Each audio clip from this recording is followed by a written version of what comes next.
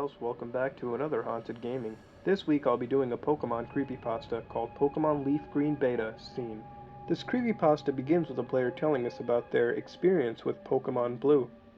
The player states they must have spent countless hours playing Pokemon Blue, and how it was their favorite all-time game. The player wanted to relive his past and went to purchase a copy of Pokemon Leaf Green online. Pokemon Leaf Green is a remake of Pokemon Blue and Red. Days passed and the player finally received the copy in the mail and immediately went to play it. A couple of months passed and the player had reached the Sevi Islands in the game. The player read on an online gaming forum that there was a way to unlock a beta scene for Fire Red and Leaf Green. Even though the player believed it could be fake, the idea of possible beta material sparked an interest in him. The way to unlock the scene was very time-consuming, consisting of beating the Elite Four a ridiculous number of times, and other things which the player didn't bother telling, as he did not want us to try this unlock or cheat. The player decided to check the cheat on the website once again, but noticed that Nintendo removed it. The player thought that it must be true if Nintendo had removed it, so others couldn't see. After beating the Elite Four a ridiculous number of times, the player's in-game rival, Blue, said, "You have beaten us XXXX times. I will go to Bill to get tickets so I can train on the SS Anne." Blue then disappeared. The player flew over to Bill in the game and noticed that instead of being a Clefairy, he was a Psyduck this time, and asked the player if he could help him change back to normal. The player was given a yes or no choice, and the player chose yes, hoping to get SS Anne tickets. As soon as Bill said thanks and walked away, the Game Boy began to make funny noises. The player's in-game character began moving automatically like it was a cutscene, and walked over to one of the portals.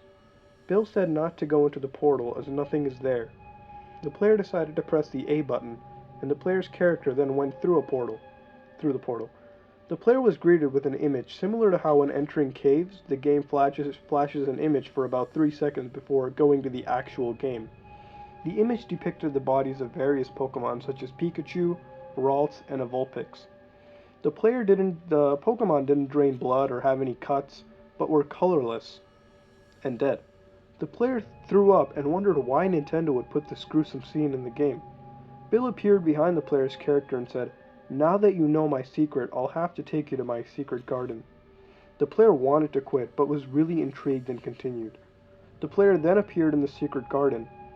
The image this time was more gruesome. The image before the gameplay, it was more gruesome and depicted actual human beings hanging with bodies cut in half.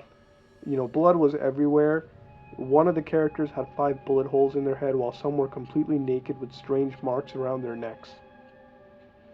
Finally, Bill appeared without any clothes and laid on top of Leaf, who I assume is the player's character, and the credits finally rolled, leaving the player's character raped and murdered by Bill. Well, that was quite disturbing. Seriously though, this is one of the most disturbing creepypastas I've actually ever read. And, the creepiest part honestly, the thing that really makes it creepy is that it's a Pokemon game, and Bill is supposed to be a good guy. The guy who operates the PC system and stores all your Pokemans. But here he turns out to be some rapist psycho. Honestly, though, I can't look at Bill again. I'm just being honest. Every time I look at him, I just picture this. Everything the author did right seemed really real, and it was really detailed, and I did begin to picture the images the player was seeing. Can it be real? Yes.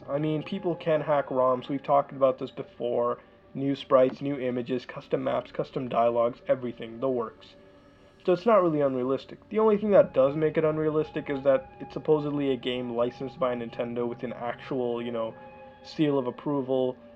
Nintendo would never give its seal of approval. A game like this, they can't possibly release. There would be so much backlash everywhere, but really, does it have to be real?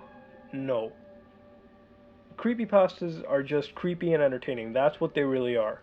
And does this do the job? Definitely. It is, I think, one of the most disturbing creepypastas I have ever read.